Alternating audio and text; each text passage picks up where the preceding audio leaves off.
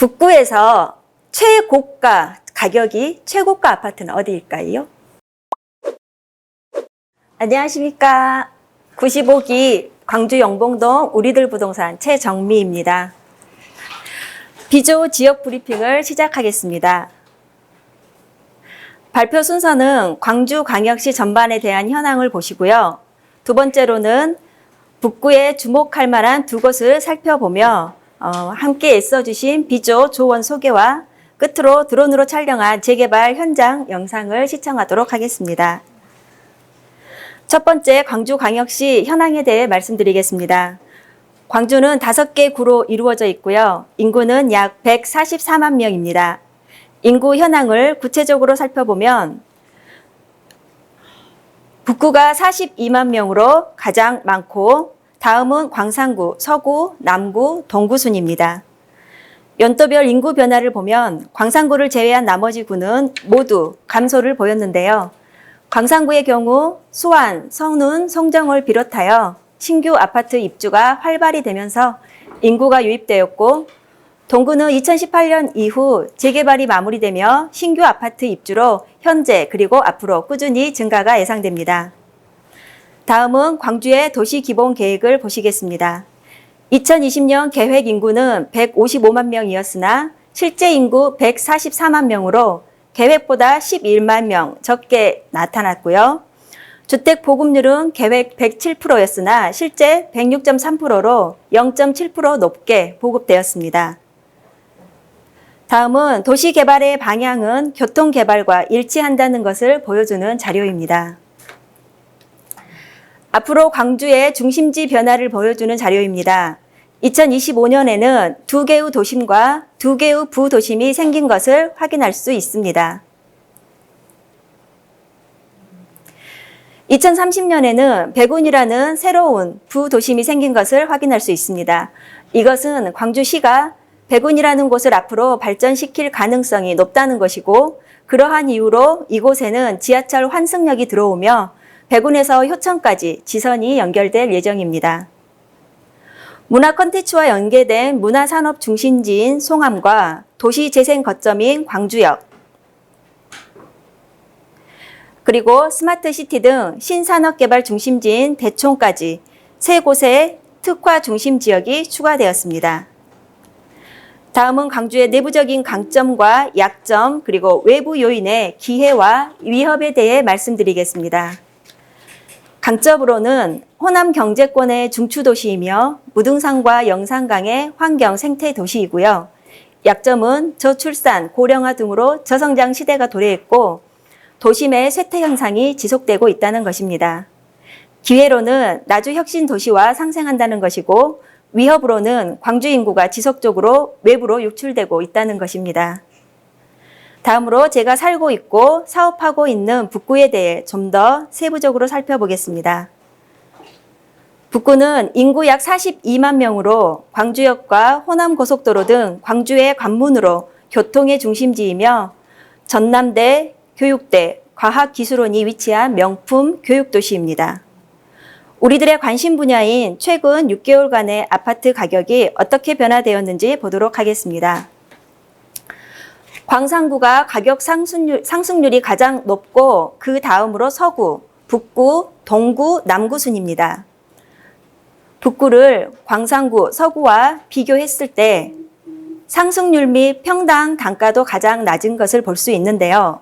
그 원인으로 북구는 대형 평수가 대부분 구축으로 가격이 낮아 평균 단가를 끌어올릴 수 없기 때문입니다. 그럼 여기에서 퀴즈 하나 내겠습니다. 맞추신 분께 상품 드리겠습니다. 북구에서 최고가 가격이 최고가 아파트는 어디일까요? 북구에서. 네?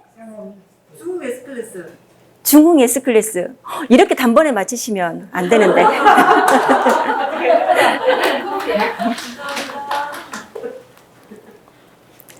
네, 정답은 첨단지구의 중흥 S클래스 42평으로 약 7,500만 원으로 가장 최고가 아파트입니다. 그럼 퀴즈 하나 더 드리겠습니다.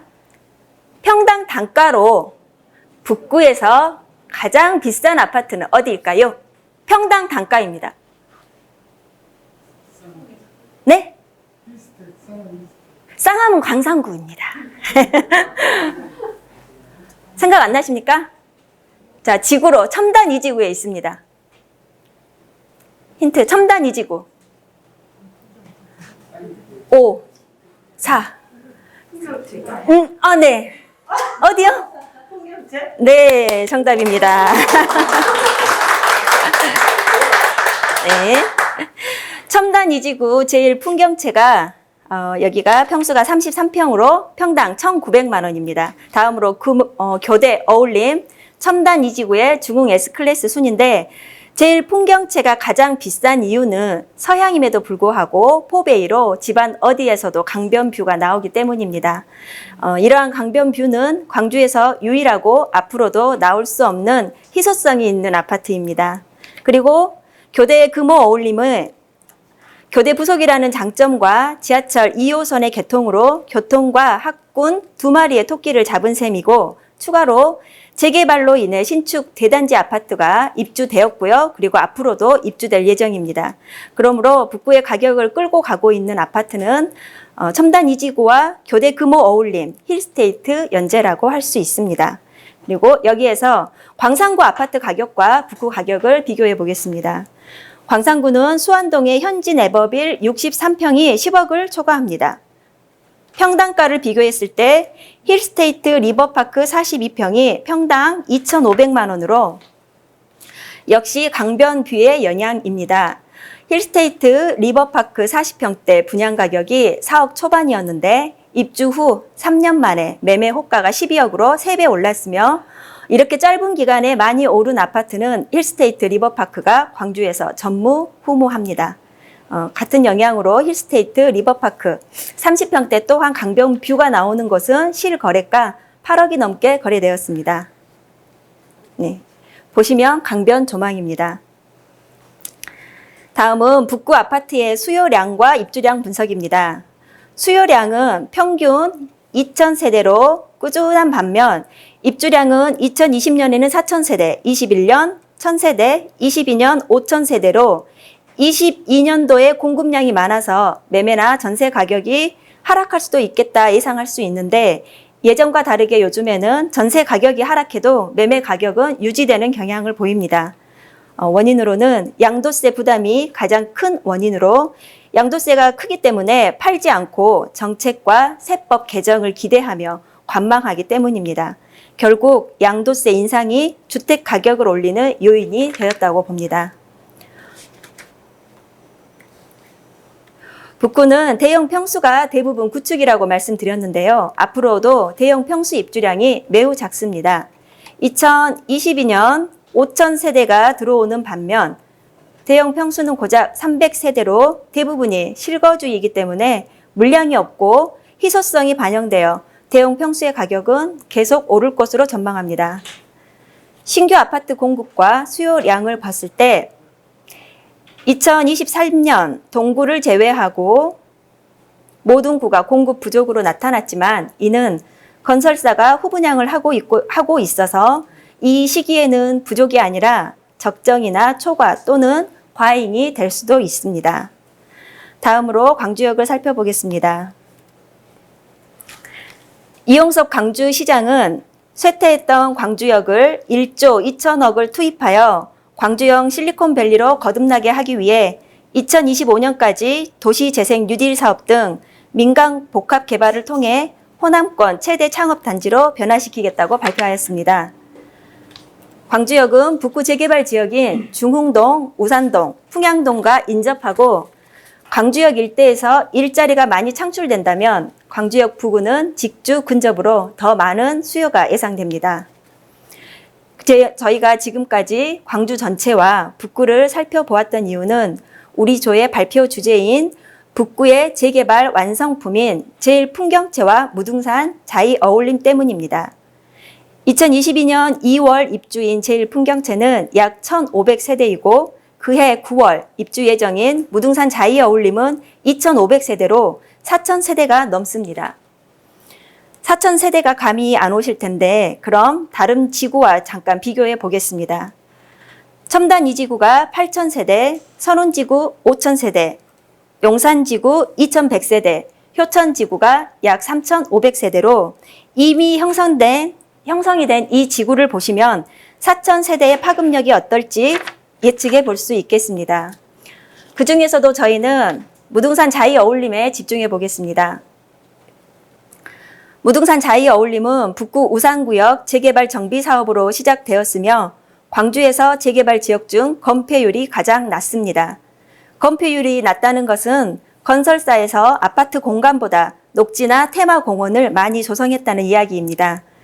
이 아파트가 완공이 되면 단지 내를 꼭 둘러보시길 추천합니다.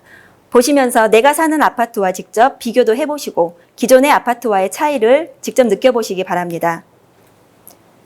자이어울림은 제1풍경채와 앞으로 개발될 풍양동 재개발 지역과 맞물려 약 7,000세대의 대단지로 도시철도 2호선의 수혜와 더불어 현재보다 미래가 더 기대되는 초대형 뉴타운급 입지입니다.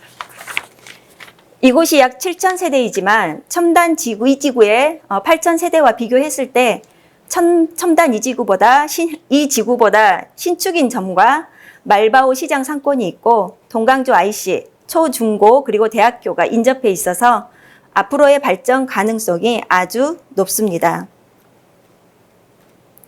광주 재개발은 동구와 북구를 중심으로 활발하게 이루어지고 있는데 동구 계림동 지역과 북구 재개발 지역을 합치면 약 2만 세대 정도가 되고요. 동구 재개발과 북구 재개발 지역은 지리적으로 아주 인접해 있기 때문에 재개발 지역을 기점으로 기존의 원도심이었던 지역이 어떻게 변모해 가는지 지켜보는 것도 흥미로울 것 같습니다. 무등산 자이어울림의 평형별 A타입 평면도입니다. 무등산 자이어울림은 광주 최초로 서울이나 수도권에서만 볼 수 있었던 아파트 측면에 LED 조명과 알루미늄 패널을 부착하여 유니자이 아트월로 낮과 밤 특별한 측면 경관을 선보인다고 합니다. 또 문주도 LED와 함께 대형으로 제작되어 화려함을 더하고 유리로 감싸는 커튼홀룩 기법을 적용하여 빌딩 같은 외관이 다른 아파트에서 볼 수 없는 차별화를 느끼실 수 있을 겁니다. 감사합니다.